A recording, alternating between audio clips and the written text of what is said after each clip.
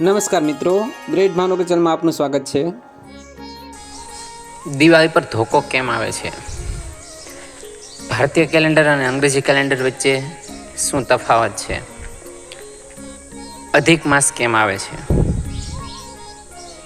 આ બધા જ પ્રશ્નોના જવાબ જાણવા હોય તો અંત સુધી નિહાળજો અમારો વિડીયો, અને જો વિડીયો ગમે તો વિડીયોને લાઇક કરજો, શેર કરજો અને અમારી ચેનલ સબસ્ક્રાઈબ કરજો।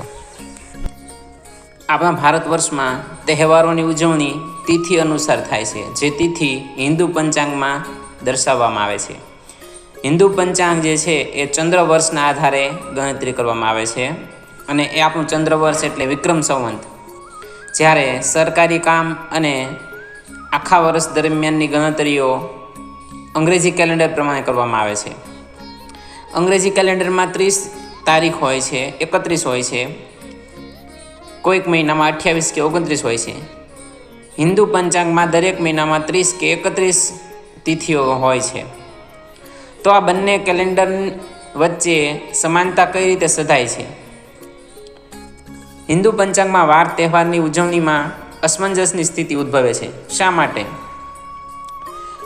આ વર્ષે દિવાળી અને બેસતા વર્ષ વચ્ચે પડતર દિવસ છે, જેને ધોકો તરીકે લોકો ઓળખે છે। તો આ ધોકો એટલે શું? દરેકના મનમાં સવાલ થાય કે આ પડતર દિવસ કે ધોકો કેમ આવે છે? ચાલો સમજીએ। પડતર દિવસ એટલે શું? તહેવારોની વચ્ચે વધારાનો દિવસ એટલે પડતર દિવસ। એક વર્ષ પૂરું થાય અને બીજું વર્ષ શરૂ થાય એની વચ્ચેનો વધારાનો દિવસ એટલે પડતર દિવસ।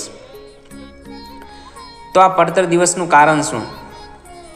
ભારતીય વર્ષની ગણતરી વિક્રમ સંવત ચંદ્રની કલાઓને આધારે બનતી તિથિથી થાય છે, જ્યારે આપણે જે તારીખવાળા કેલેન્ડરને ફોલો કરીએ છીએ તે અંગ્રેજી કેલેન્ડર સૂર્યોદય આધારિત છે।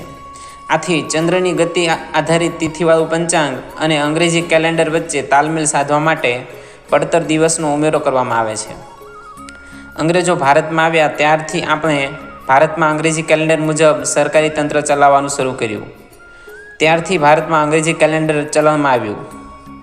ભારતીય પંચાંગ પ્રમાણે ચંદ્રની કલાઓ 30 ભાગમાં વહેંચવામાં આવે છે, જ્યારે ચંદ્ર એ 30 કલાને 30 દિવસ કરતાં પણ ઓછા સમયમાં પૂર્ણ કરે છે, જેથી દર મહિને પંચાંગમાં એકાદ તિથિનો ફેરફાર થતો હોય છે। આ કારણે ચંદ્રની તિથિ જે સૂર્યોદય સમયે હોય એને આખા દિવસ માટે ગણી લેવામાં આવે છે, જ્યારે દિવસ દરમિયાન ચંદ્રની તિથિ ઘણીવાર બદલાઈ જતી હોય છે। ચંદ્ર દરરોજ સરખા સમયે ઉગતો નથી કે આથમતો નથી। તેનો ઉદય અને અસ્તનો સમય 19 કલાકથી 26 કલાકનો રહે છે। સમય વધુ ઓછો થવાનું કારણ ચંદ્ર સૂર્યની પરિક્રમા અંડાકાર પથમાં કરે છે, અને આ કારણે સૂર્ય અને ચંદ્ર વચ્ચેનું અંતર એક સમાન રહેતું નથી। આ અંતરમાં વધઘટ થતી રહે છે, અને એટલે જ તિથિમાં પણ વધઘટ થયા કરે છે। આ વધઘટ મુજબ ચંદ્ર વર્ષ એટલે કે ભારતીય વર્ષ અંગ્રેજી કેલેન્ડરની સરખામણીએ 10 દિવસ અને 21 કલાક નાનું રહે છે, અને એટલે 3 વર્ષની આ ઘટ 30 દિવસની થઈ જાય છે, અને એટલે દર 3 વર્ષે ભારતીય પંચાંગમાં અધિક માસનો ઉમેરો કરવામાં આવે છે। આવતા વર્ષે 2026ના વર્ષમાં પણ અધિક માસ આવશે।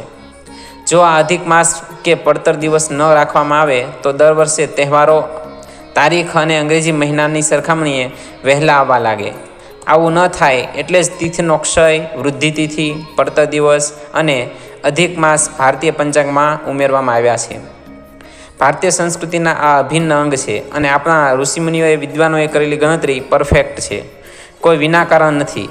હા, સમજણમાં ફેર અને અસમંજસ થવાથી તહેવારોની ઉજવણી ઘણી વખત અલગ અલગ દિવસે કરવામાં આવે છે।